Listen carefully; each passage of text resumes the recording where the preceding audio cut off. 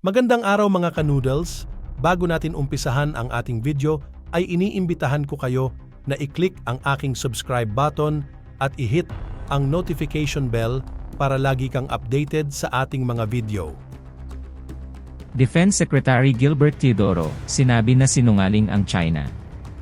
China ginigiit na ng gugulo ang Pilipinas. Sa mariing tugon sa mga kamakailang akusasyon ng China, pinatibay ni Defense Secretary Gilbert Teodoro na nasa tamang panig ng katotohanan ang Pilipinas. Itinatanggi ang mga alegasyon ng China na ang bansa ang nagpapalala ng alitan sa West Philippine Sea. Binigyang diin ni Teodoro na ang China, hindi ang Pilipinas, ang patuloy na nagsasagawa ng mapanlinlang na mga aktibidad sa rehiyon. Pinunto ni Teodoro sa mga mamahayag ang pagbaluktot ng katotohanan ng China, na sinasabi, ang Pilipinas ay hindi nagpapagulo.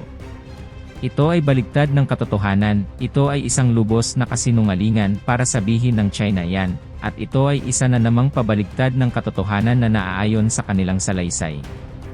Tinukoy niya ang paulit-ulit na pagsalakay at pangangamkam ng teritoryo ng China sa South China Sea, partikular sa West Philippine Seas, na nagpapakita na ang mga aksyon ng Pilipinas ay kaswato ng mga batas internasyonal, lalo na ang United Nations Convention on the Law of the Sea, UNCLOS.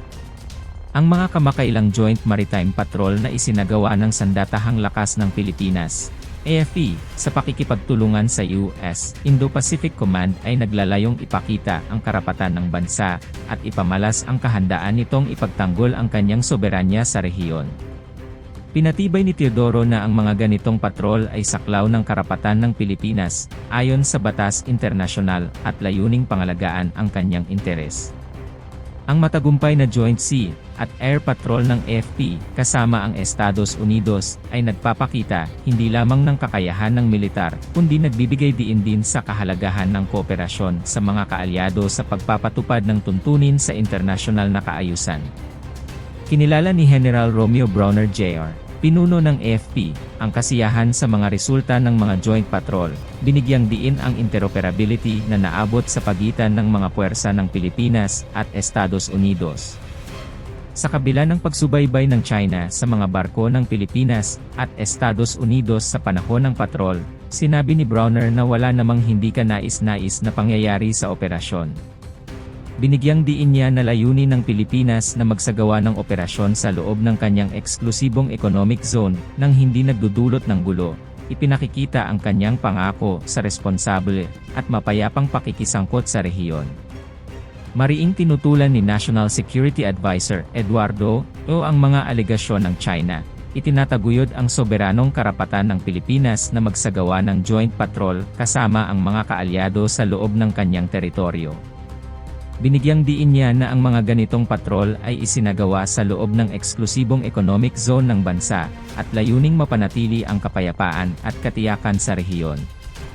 Hinimok niya ang lahat ng mga partido na sumunod sa batas internasyonal, makilahok sa konstruktibong usapan, at magtulungan tungo sa isang mapayapa at kooperatibong solusyon sa Dagat Timog China.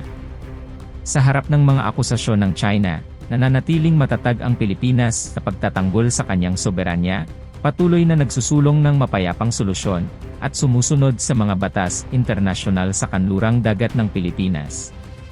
Sa kabila ng mga tensyon, nananatili ang bansa sa kanyang layunin na magkaroon ng malayang at bukas na rehiyon ng Indo-Pacific. Maraming salamat sa inyong panunood.